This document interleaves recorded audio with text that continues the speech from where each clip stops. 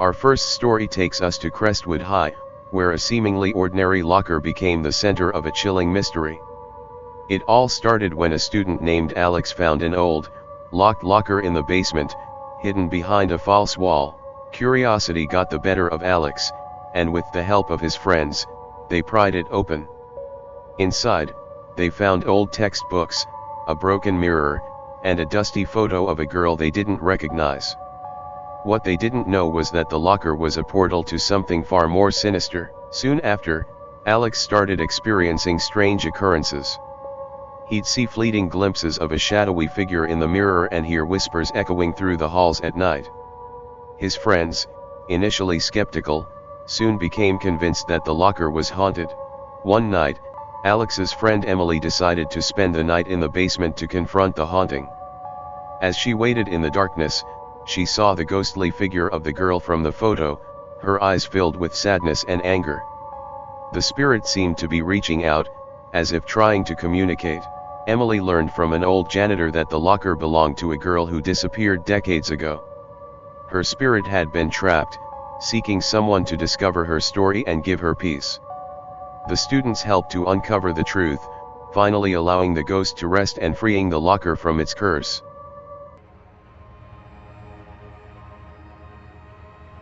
Our second tale is about Crestwood's abandoned gym. It had been out of use for years, but that didn't stop students from sneaking in for a thrill. It was during one such adventure that Jamie and her friends stumbled upon something truly horrifying. While exploring, they discovered a hidden door leading to a forgotten locker room. Inside, they found old sports equipment, but one item stood out: a vintage basketball with strange, blood-like stains. Jamie took it as a souvenir, unaware of its dark history.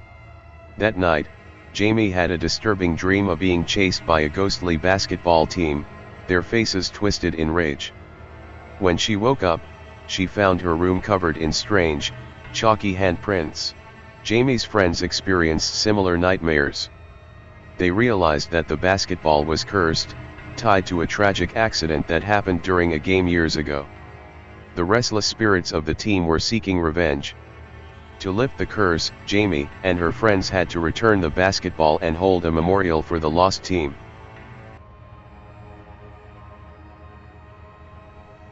Our third story involves Crestwood Science Lab, known for its strange occurrences. Legend had it that a former student, Derek, who excelled in chemistry, met a gruesome end in this very lab. One day, a group of students stumbled upon a secret compartment behind a lab counter. Inside, they found Derek's old notebooks filled with disturbing experiments and a vial of an unknown substance. Curiosity led them to open the vial, releasing a strange fog that seemed to animate the lab equipment. As the lab came to life, the students realized they were not alone. Derek's spirit was trapped, still working on his forbidden experiments. The students had to decipher Derek's notes and find a way to put his spirit to rest. They managed to complete his final experiment, a formula meant to release his spirit from its torment before the lab fell silent once more. Our fourth tale centers around the old theater where the drama club used to rehearse. The theater was said to be haunted by the ghost of a former star actress who mysteriously vanished during a performance. During a late-night rehearsal, the current drama club found a hidden trapdoor beneath the stage. Behind it, they discovered a secret room filled with old costumes and an eerie portrait of the missing actress. As they delved deeper into the actress's past, strange things began to happen. Costumes would move on their own, and eerie whispers filled the theater. The actress's spirit was trying to communicate, revealing that she had been betrayed by her own crew and trapped in the theater. The drama club held a memorial performance in her honor, using the play to tell her story and reveal the truth. This act of remembrance freed the ghost from her suffering, allowing her to finally move on.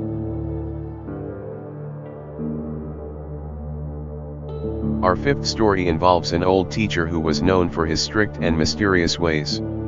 It was said that he had a dark secret that haunted the classroom long after he left. One day, a group of students found a hidden drawer in his old desk while cleaning the classroom. Inside were old, disturbing lesson plans and a series of letters detailing strange rituals and dark practices.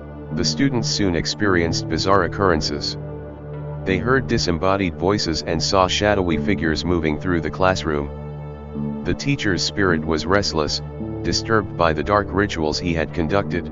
To put the teacher's spirit to rest, the students had to perform a ritual described in the letters, acknowledging the wrongs committed and seeking forgiveness. As they completed the ritual, the classroom grew calm, and the teacher's spirit was finally at peace.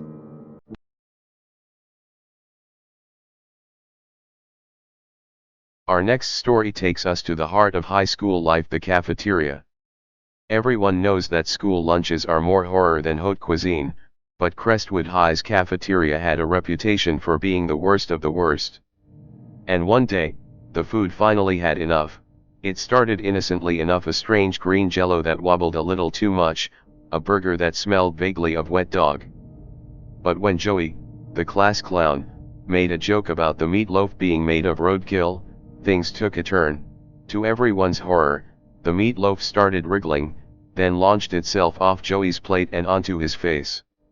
Chaos erupted as students tried to fend off their lunches, which had come to life with a vengeance. Pizza slices slithered like snakes, and the jello oozed across tables like a gelatinous blob. The lunch lady, Mrs. Crabtree, finally revealed the truth: the food was cursed after years of ungrateful students insulting her cooking.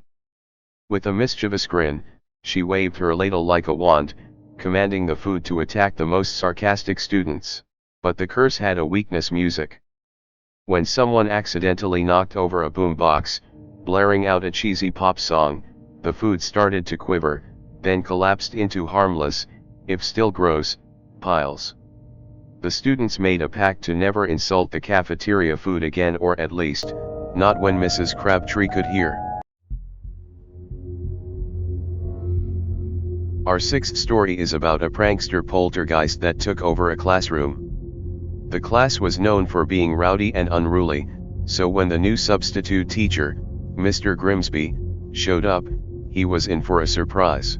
The students had planned a series of pranks to break the new teacher, but little did they know, the classroom had a prankster spirit of its own. As soon as Mr. Grimsby started the lesson, the chalkboard began writing by itself, spelling out, "Welcome, Mr. Grimsby." The students were stunned, but they quickly decided to play along, blaming the pranks on each other. Mr. Grimsby wasn't amused, especially when his chair slid out from under him, or when the stapler started dancing across his desk. As the day went on, the pranks escalated: the lights flickered, the desks rattled, and the projector played old, embarrassing home videos of the students.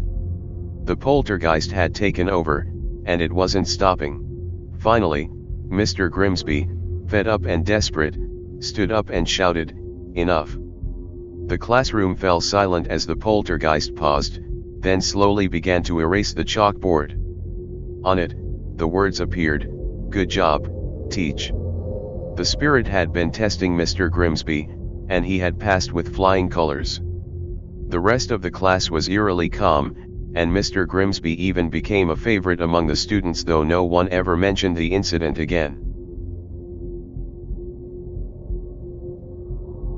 Our seventh tale is about a vending machine that seemed to have a mind of its own.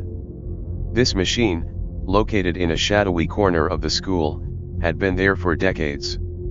The rumor was that it was haunted by the ghost of a student who got stuck inside while trying to steal a candy bar. One day, Bobby, the school snack king, decided to test the legend. He tried to buy a candy bar, but the machine didn't dispense it. Frustrated, he kicked it, only to hear a ghostly voice whisper, "Choose wisely." Ignoring the creepy vibe, Bobby pushed every button, trying to force the machine to spit out the candy. Instead, it started dispensing random items: chalk, a ruler, an old sandwich. Then, with a loud clunk, a creepy, antique doll fell into the tray.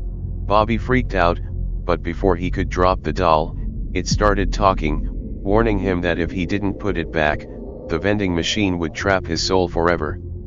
Thinking it was a prank, Bobby tossed the doll aside, but then the machine started sucking him in. Just as Bobby was about to become the machine's latest victim, his friend Sarah threw a dollar bill into the slot and selected the same candy bar Bobby had wanted. The machine released him with a shove, along with a flood of snacks. The ghostly doll was never seen again, but from then on, students always made sure to choose wisely. And that's the end of our terrifyingly funny tales from Crestwood High. Remember, even in the scariest of moments, it's important to keep your sense of humor. Don't forget to like, subscribe, and hit the bell for more stories that will make you laugh and scream. Until next time, stay spooky.